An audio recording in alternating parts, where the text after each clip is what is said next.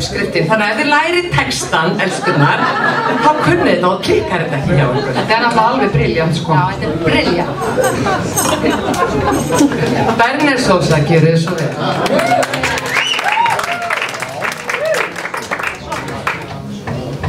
You're right. 18 minutes. And there you go.